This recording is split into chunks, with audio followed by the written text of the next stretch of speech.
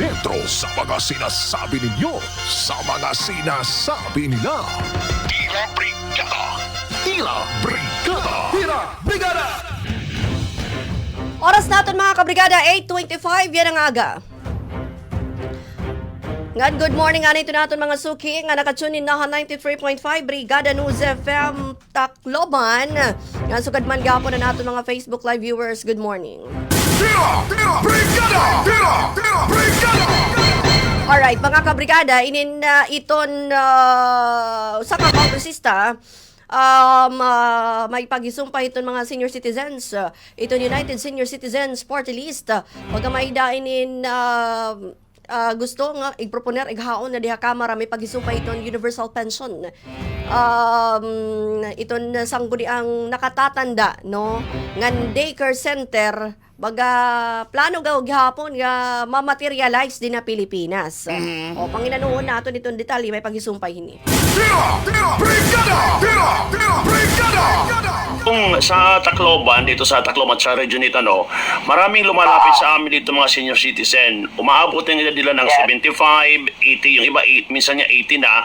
Hindi pa rin nakakatanggap doon sa kanilang pensyon, sa social pension ng DSWD. Ano po yung ginagawa ngayon ng inyong tanggapan para... Ganito kasi yung social pension ngayon ay para lang po sa mga indigent. Ang ibig sabihin nun, yung masasaktin, walang mapagkuhanan at walang sumusuporta. Yun po ang kwalipikado na tumanggap ngayon ng pension 1,000 isang buwan. Kaya naman, syempre maraming nagre-reklamo. So, ipinaglalaban ko, 10 taong ko na pinaglalaban ito. Nung pang 17 Congress, yung Universal Social Pension. Ayun. Ito ay pangkalahatan. Wala nang pinipili, wala nang lista-lista. Basta 60 years old ka, pataas, may pension ka man na tinatanggap sa SSS, SIS, at kung ano pang pension, at mayaman man, mahirap man, ay makakatanggap na ng buwanang pension pag ito ay naisabatas na. Ngayon, actually ito Jason, na-approve na nung 19th Congress. Okay. Nung May 2024. Kaya lang, sa kasamaan palad, hindi in-approve ng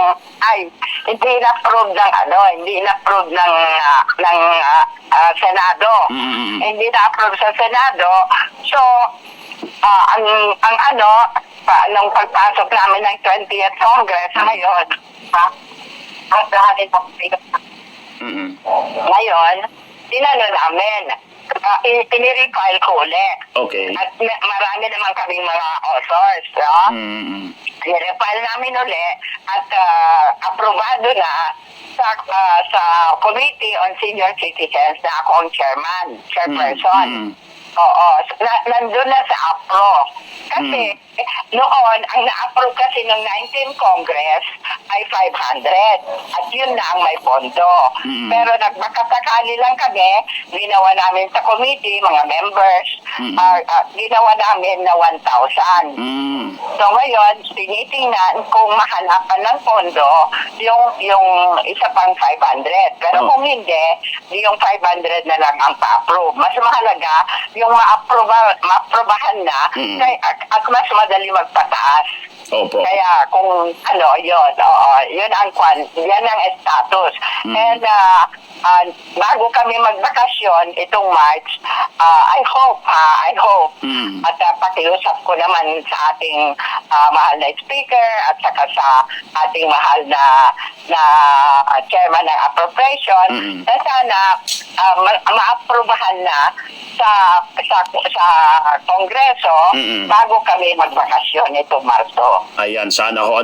Akong pahabol lang ho tungkol naman dito sa itong daycare parang daycare center at sa mga sanggol yung nakakatanda ho.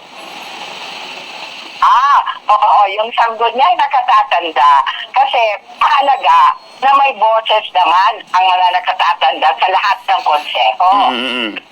sana ng kabataang, sangguniang kabataan, yung SK.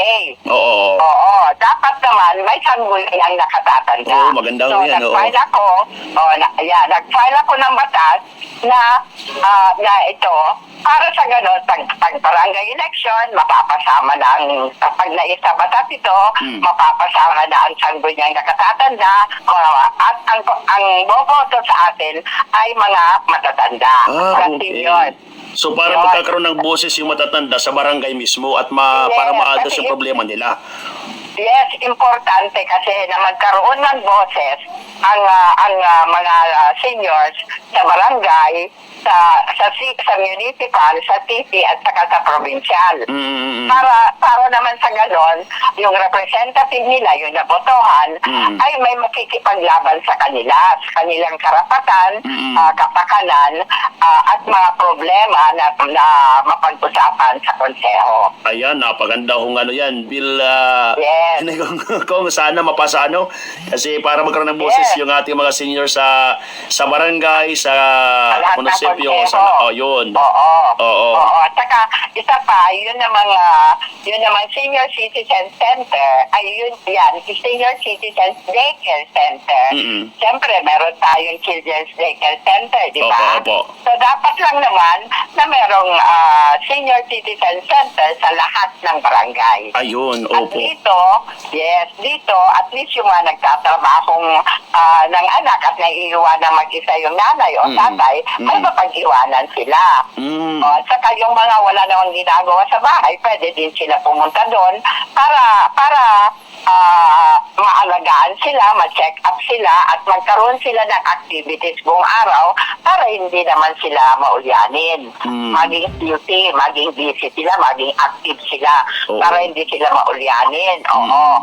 Yun ang kahalagaan nitong daycare center, Senior Citizens Daycare Center. Iyo, partner! So may ada universal pension, kung baga maging balaw din is pati ang mga nakubrahin mga pensyon ha mga ibang mga ahensya, pwede gyapon matagan. At iliwat nga mga sangguniang kabataan, sanggunian ng nakatatanda, baga bill pala ni partner para matagan liwat daw. Umano, iwag ngan baga representative iton mga kalagsan, hindi karuwang iton konsyatanan niya karuwang itong konsiho. Nganan baga daycare center for senior citizen, para gihapon kung baga malakat ang mga anak na waray bilin, pwede nga ito mag-stay ang lagas para magadere ko ng mga maginulyanin, magkaroon mga extra activities. Oo. Bisan nga ni ang daycare center pag kaya na waray man gyapon nan ma-materialize. Waray gihapon Pero ini nga mga giproponer partner, actually, nga dito no sanggunian ng nakatatanda, at some point pati nga daycare center, dakon tayo nga bulig. Oo naman. Kung baga mapapatuman. Why not? Oo, di ba? Ano ni kada barangay dapat. Kada barangay. Oo.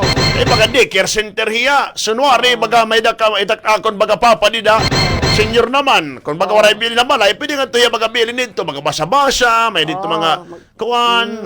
May bibili na natin, baga di ka magpipinamiling. Ang nga na mo baga kang anak. Istorya dito kasi niya mga senior. Oo. Oo.